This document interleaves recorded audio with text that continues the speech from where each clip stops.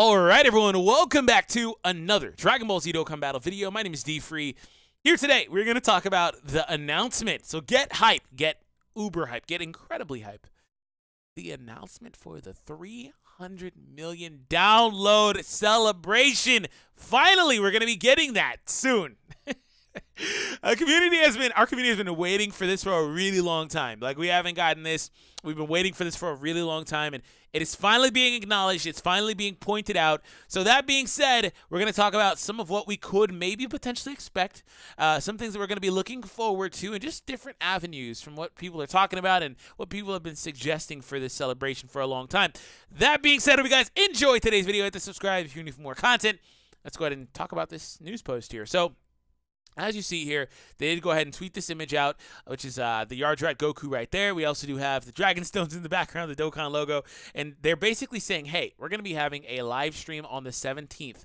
I believe that's 4 a.m. my time, so it's depending on time zones and stuff like that. It should vary, but it's going to be quite early in the morning, but you guys will still see me there. I'll be there for sure. And also, the incentive is we're going to be getting Dragon Stones. They don't really mention how much, but we're going to be getting Dragon Stones based on the number of missions completed while the stream is active. So I don't know exactly, again, how much that is. We'll probably find out at some point during the stream. Also expect the stream to be in full Japanese, of course, and maybe they do something akin to this on Facebook. I don't know, because Dokkan Twitter is generally for the Japanese side of things, and then Facebook for English or other languages, right? But anyways, for the global version. That being said, yeah, we're getting this. I don't really know why all these games seem to be streaming more, especially lately. I'm guessing Bandai was like, yo, you guys need to do something, like stream more. Because Bounty Rush is going to be doing a stream like any day now, actually. This game in about a week or so. You know, other games are doing it too. It's just kind of, they're all streaming, and it's interesting. So this is going to be over on the official Bandai Japan page. So this page actually posts a lot of stuff. So if you're interested in subbing, I still do it so you guys can catch the updates, but just know you're going to be kind of flooded with like One Piece Stampede stuff, right? You have trailers for all of the games. There's a whole lot of stuff. Sometimes the trailers are going to be in English, like this Digimon Re-Arise English trailer and stuff like that. So there's a whole lot of stuff that they post here. Treasure Cruise trailers and just a lot, right? The World Mission trailer. Okay, so that being said, that's pretty much it. And actually, I did kind of tweet with Goresh about this and kind of think about it and kind of get some of his ideas for like what he thinks could be happening. So we'll talk about that briefly too here. But he did say there's going to be a live stream, and again, just depending on the amount of missions we complete during the stream, we're going to get stones. He did say he assumes that it means something similar to the last time when we did the quiz thing. So you guys might not remember that, but there was a quiz. That being said, we're going to transition here. So let's just go ahead and talk about the most, I think, hyped up thing, right? The most hyped scenario is for the celebration, we wind up getting an SS2 Gohan and Cell, whether it's transforming base or not base, well, it'd probably be Super Saiyan 1, whatever, right? Gohan into SS2 Gohan. Obviously, that is the most hyped scenario. Also, a lot of people are expecting double Festival with a perfect Cell unit, right? So this is kind of what a lot of people are gearing up towards. And if you look at the track record of the game, this is the most telling thing. If you look at the track record of the game for the last few months, out of nowhere we get the Goku Frieza stuff, right? And it's coincidentally at the very end, right? It's not like they go early Namek or anything like that. Goku Frieza very end pretty much. And they go ahead and drop that stuff. Of course, it's tied to a story event and all of that. And then right after that, we transition into Android Saga stuff. We get the Yardrat Goku story missions, all of that. And currently, we got some more stuff. We're kind of in a period where, oh, hey, Piccolo's fusing with Kami. We're in the beginning of the Cell Saga type thing. We got that first form Cell. Obviously, we had, again, Yardrat Goku stuff happen. We didn't really get more requisite androids in there, but who knows what could happen, right? We got that stuff. So early Cell Saga, first form Cell, Prime Battle, and then the corresponding transforming Piccolo, fusing with Kami. So if you look at this, we're kind of in a timeline, not timeline, but a what's the right word? A sequential order where we're going based off of the Dragon Ball series, where we've been, again, they placed us at a random spot pretty much early in the show, or I guess in the series, right? Post at the end of the Frieza saga, going into the Android, and we're just kind of going from there. So if you look at that, well, we're in a position where, again, we're going to be kind of looking at the most hype part of this whole entire arc is the Gohan versus Cell part, because that whole arc did build up to that fight, right? So that's why a lot of people are also thinking this too. A lot of people wanted this anyway, but also that type of content release does seem to lend itself to that. And there's some more units that have come out in between there, like for example that base Vegeta, who's probably going to be Dokkan Awakening into a Vegeta and Trunks card, potentially even an LR, things of that nature, right? It's just in between stuff. There's also arts of like the Battle Armor Gohan and Goku as part of the story, and just again in between stuff that we could also get in the meantime. But for the record, I think that's most likely going to happen. Also, when you consider that this part of the series is very important, and then if you look at every single, whether it's SS1 or SS2 Gohan Youth, we don't have a single Dokkan Fest for this character. It's almost criminal, to be honest, that we've made it to almost 5 years in the game. 5 years is just a few months away on the Japanese version, and we don't have a Dokkan Fest for SS2 Gohan. Now, he was the first summonable LR, I believe on Japan only. I believe on Global it was a little different, but regardless, first one. That's not relevant to this. It doesn't really matter. So, like, yeah, we need that. And all the other cards are either World Tournament cards or free-to-play cards. It's just not – he needs it. Like, it doesn't make any sense that we don't have it yet. And Cell has actually already had a couple Dokkan Fests for comparison's sake, right? So that would make sense to me, and I think that's probably what they're going to wind up doing. You know, I would personally like for it to be a second form Cell transforming unit that would make it to where there's no burden as far as, like, not being able to use some of your other good options that you have. Like, this guy's really good. Other options in here.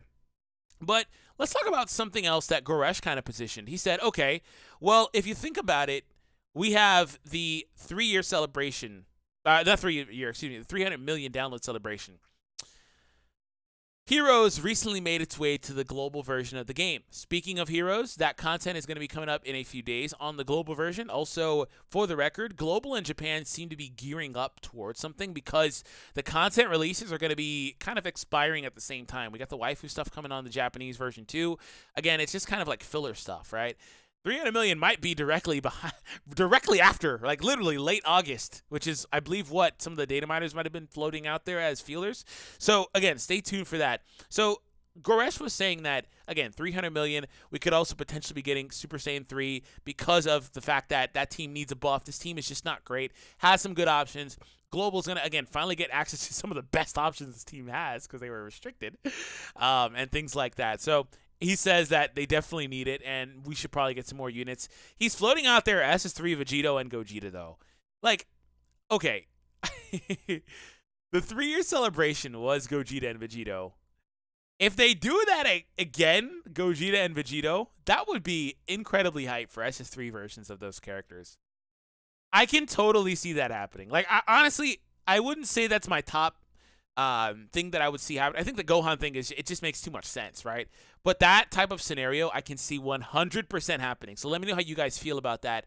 A potential SS3 Dragon Ball Heroes type banner where we get our first Dokkan Festival exclusive Dragon Ball Heroes units, because now that it's made its way to global, there is no reason not to be able to do that anymore. That was the only reason why they couldn't produce festival exclusives for SS3. Again, aside from the logistics of, obviously, if it's going to be a collab, it's going to be a general unit pool, like stuff like that, the logistics of that. But just the fact that they're able to put it on global now is the biggest determining factor. So that could potentially happen. Who knows? But for the record, I do want to kind of, by extension, since we talked about SS3 stuff, look at SS4 stuff, right? So we have the SS4 Goku, and then also SS4 Full Power Goku. We also have the Vegeta, and we also have Gogeta. There's not anything else here. If we're getting Heroes content, right, we could also, by extension, right, get stuff like SS4 Vegito. That's something out there. Like, when you factor in Heroes,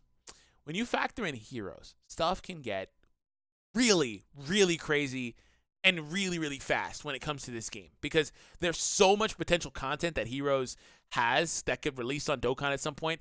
Things can get really crazy as far as unit releases, right? But for me personally, actually, Goresh sent me another message here. He said pretty much any variation of that, transforming Sin Shenron and SS4 Gogeta maybe, but I think something with SS3 is the most likely. Yeah, he's really thinking that SS3 stuff is pretty common. Transforming Sin into Omega would be really cool, and same for Gogeta, that'd be really cool too.